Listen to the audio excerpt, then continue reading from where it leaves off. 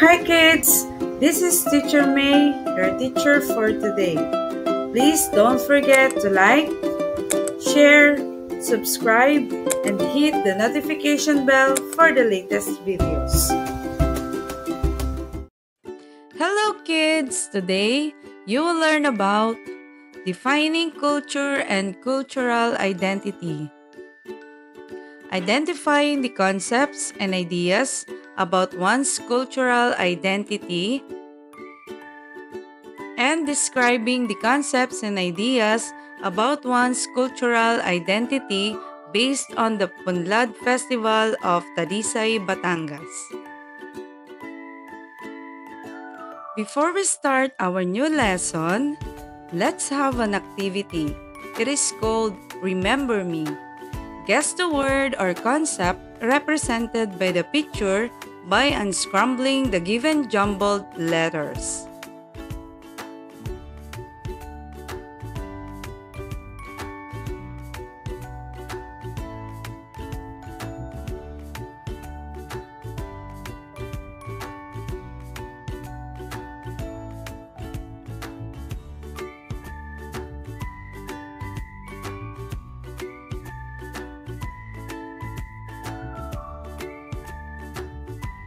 Let's check if you got all the correct answers.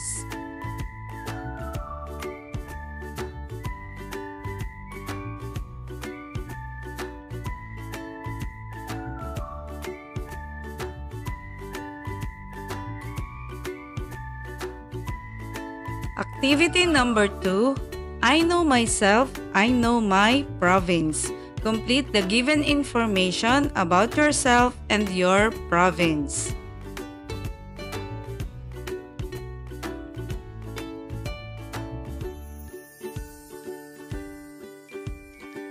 What are the important things you know about your province or city?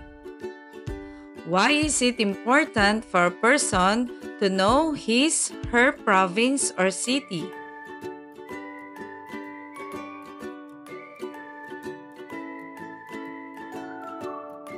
Activity 3. Locate 2 important words from this crossword puzzle.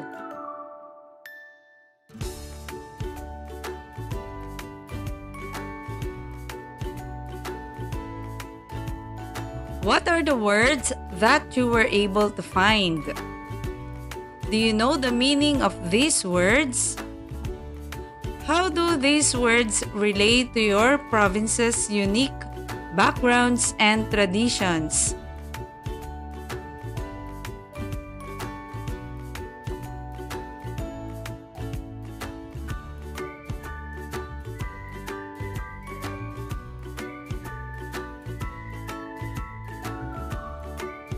Culture and cultural identity. Culture is the way of life, especially the general customs and beliefs of a particular group of people. It can be seen in people's behavior, the way they speak, dress, and do things. Culture is the shared characteristics of a group of people, encompassing place of birth, religion, language, cuisine, social behaviors, art, literature, and music.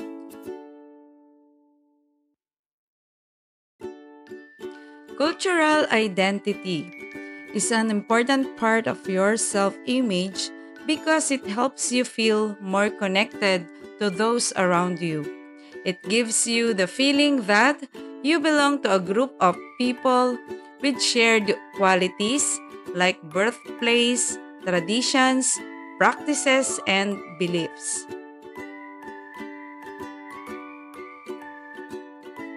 Every creative work reflects one's culture and identity. In this part of the lesson, you will be able to find deeper connections between a certain creative work and its locality or province, where it is made or held. How does the Punlad Festival reflect your cultural identity as a Batangueño?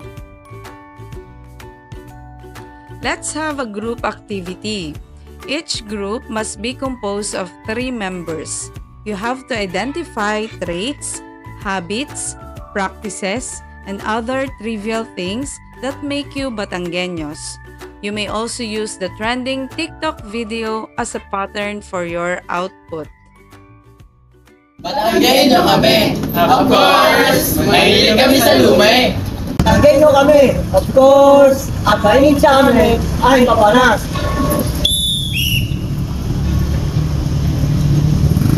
Batanggenyo kami! Of course! Ang magaling damit sa amin ay tubad. Kaya palaya kayo sa bandera ko. Batanggenyo kami! Of course! Ang turon sa amin ay Taguilmes! Gaya na! Batanggenyo kami! Of course! Ang kape sa amin ay barako! Cheers!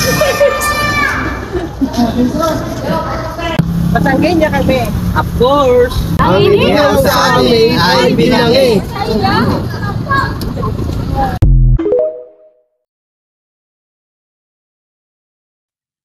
Complete the following.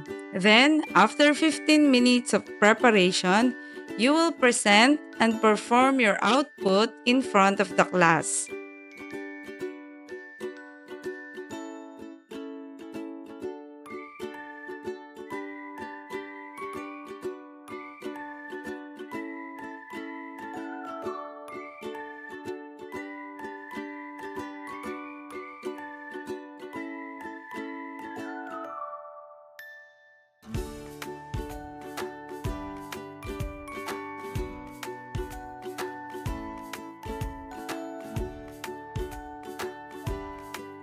Let us sing! Class, let us sing the song Leron Leron Sinta together with the music video.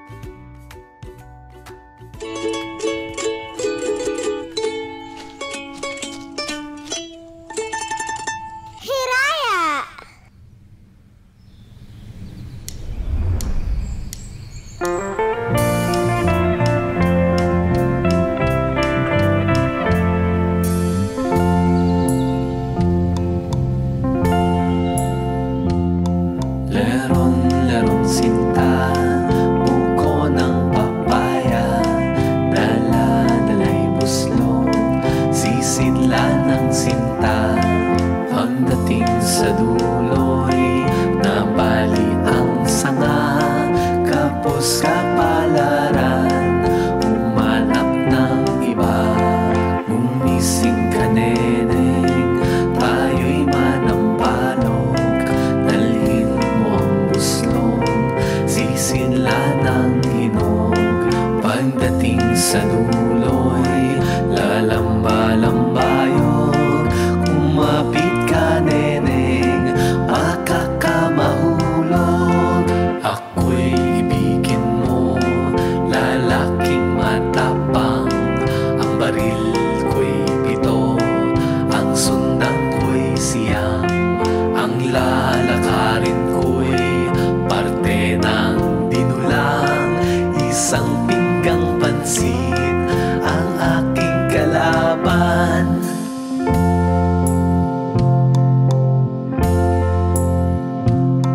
Leron sinta, buko ng papaya, dala-dala'y buslong, sisidlan ng sinta.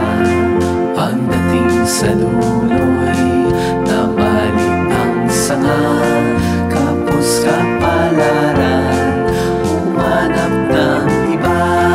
Gumising ka neneng, tayo'y manampalok, dalhin mo ang buslong, sisidlan ng hinog. Pagdating sa dulo'y lalamba-lambayog, kumapit ka neneng, makakamahulog. Ako'y ibigin mo,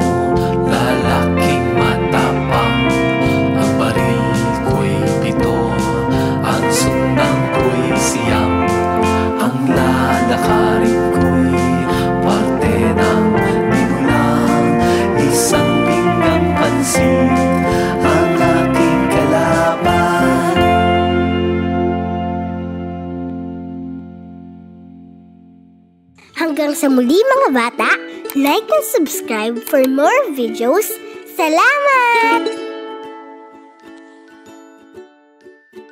What is the story conveyed in the song?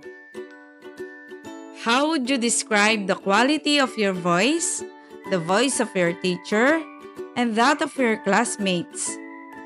Is the song similar to the music used in the Punlad Festival?